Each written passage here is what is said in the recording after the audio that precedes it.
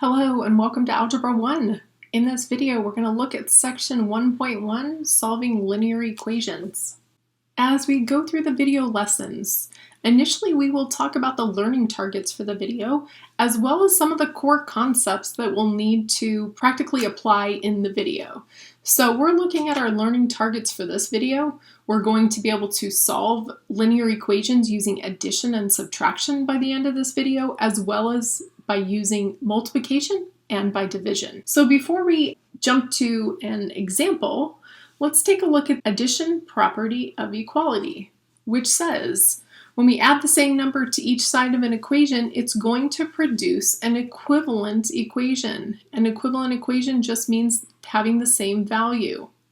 So algebraically, it looks like if A equals B, then if we add some constant C to both sides, the equation still is the same. The subtraction property of equality.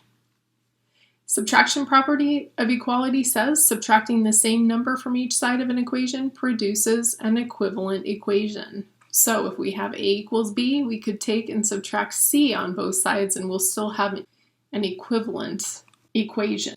Okay, so we're looking at example 1 where we're going to solve some linear equations using addition and subtraction. If you need additional examples to look at and to go over, take a look in your textbook and look at the example 1 problems that are worked out, and that'll give you additional problems that you can use as reference. When I'm working through these problems, you should be taking notes. So make sure you are writing down the problems and going through every step that I do and showing your work when you do the homework. So in our first equation, to solve this, our main goal is to isolate the variable and get the variable by itself. So D is our variable, and we have D, we're subtracting 1/4 from D, and that's equal to -1/2. So in order to isolate the D, to get it by itself, we need to do the inverse operation to subtraction, or the opposite of subtraction. So the opposite of subtraction is addition. So we're going to use the addition property of equality, and we're going to add 1/4 to both sides.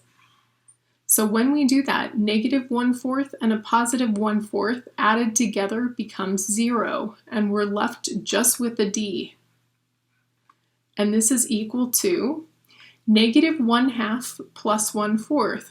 So remember, when we add fractions, we need a common denominator. So I can actually multiply the top and bottom here by 2, and I end up with a -2/4. So -1/2 is equivalent to -2/4. I'm adding that to 1/4, so I end up with -1/4. So my solution that will make this equation true is D is equal to -1/4. All right, the next equation, we have m plus 4.8 equals 9.2, and we're trying to identify what value for m will make this equation true. So we're going to isolate the m, get the m all by itself. That's our goal.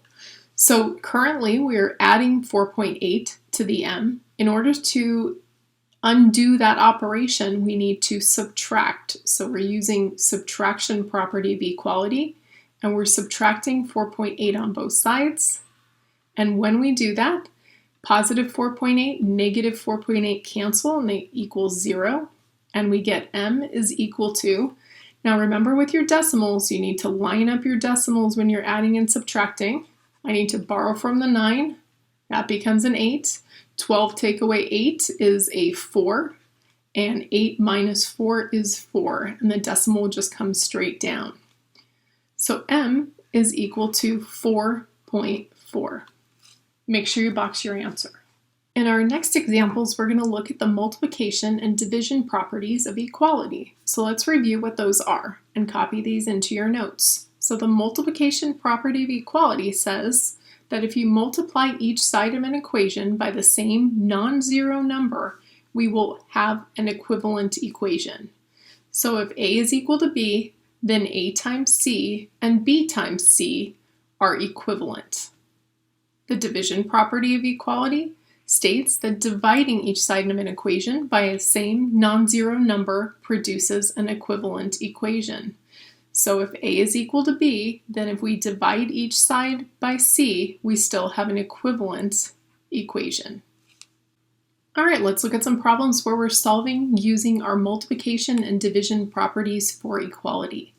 So our first example, m divided by 5 is equal to -4. We're trying to isolate our variable, trying to get m by itself. Currently it's being divided by 5.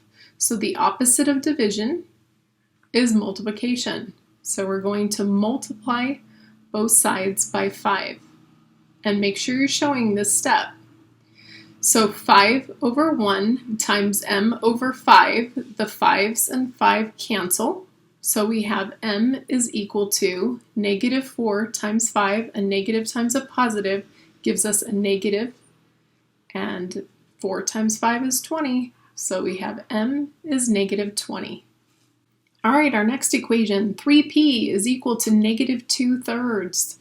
So 3 and p are multiplied together. 3p is 3 times p. So the opposite of multiplication is division. So in order to get the p by itself, we're going to divide both sides by 3. So 3 divided by 3 gives us 1. So we have p is equal to, so now look over here. We have a fraction within a fraction. So here's our fraction in the numerator, and we're dividing it by 3, or 3 over 1.